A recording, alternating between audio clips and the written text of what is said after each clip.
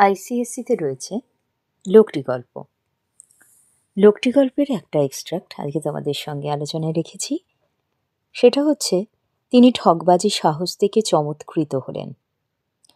আলোচ্য অংশে বক্তাকে ঠগবাজ বলতে কাকে বোঝানো হয়েছে, ঠগবাজের কোন সাহসের কথা আমরা এই গল্পে পেয়েছি, ঠগবাজি সাহস দেখে তিনি চমৎকৃত কেন হলেন, বক্তা এরপর কি ভেবেছিলেন। বাংলাদেশের এক বিখ্যাত সাহিত্যিক হুমায়ুন আহমেদ রচিত লোকটি নামক ছোট গল্পে আলোচ্য অংশটিতে বক্তা হচ্ছেন গল্পের অন্যতম চরিত্র কৃপণ আজহারউদ্দিন খাঁ।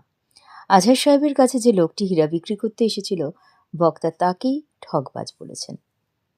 যে যুবকটি আজহার সাহেবের কাছে হীরা বেচতে এসেছিল তার বয়স 22 বা 23 বছর।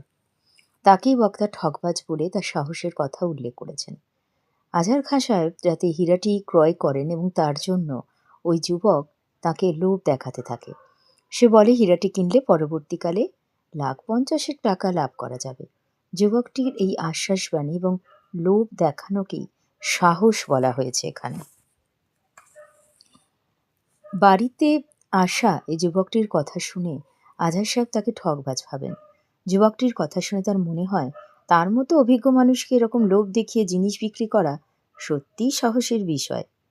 সে জানে না আজহার সাহেব অনেক রকম মানুষ দেখেছেন, অনেক ঘাটের জলও পর্যন্ত খেয়েছেন। তাকে ঠকানো অত সহজ ব্যাপার নয়।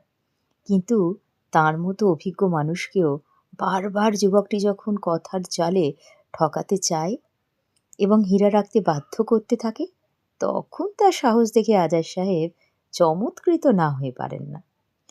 যুবকটি অনেকক্ষণ ধরে হীরাটি বাড়িতে রাখার অনুরোধ করলে এবং সেটি বাড়িতে রাখার লোভ সম্বন্ধে বোঝালে আজহার সাহেব ভাবেন যে ঠগবাজদের ঘোল খাইয়ে দেওয়ার মধ্যে একটা আনন্দ রয়েছে। তিনি ওই আনন্দ লাভের লোভ সামলাতে পারলেন না। তাই গম্ভীর গলায় তিনি তখন বলেন, তার কাছে পায়রার ডিমের মতন সাইজের হীরা বিক্রি করতে এসেছে উচিত। এবং যুবকটি জানান যে হীরাটি ফেরত নেওয়ার পর সে কি সৎ কাজ করতে চায়। আর এও জানায় যে আজহার সাহেব কৃপণ হলেও তিনি সৎ ব্যক্তি জেনেই সে তার কাছে হীরাটি বিক্রি করতে এসেছিল।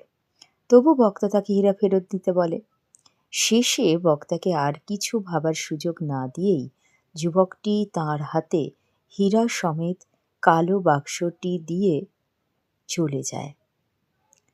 আজকের আলোচনা আমি রেখেছিলাম এই ঠগবাজি সাহস দিকে চমৎকৃত হওয়ার ঘটনাটা তোমাদের সঙ্গে আলোচনা করব বলে। আমি করেও ফেললাম। আশা করব যারা লোকটি গল্প এখনো পড়ে উঠতে পারছো না, তারা একটু পড়ো, আর এই আলোচনাটি একটু লিখে লিখে অনুশীলন করলে ভালোই হবে। সবাইকে অনেক অনেক ধন্যবাদ রইল। ভালো থেকো।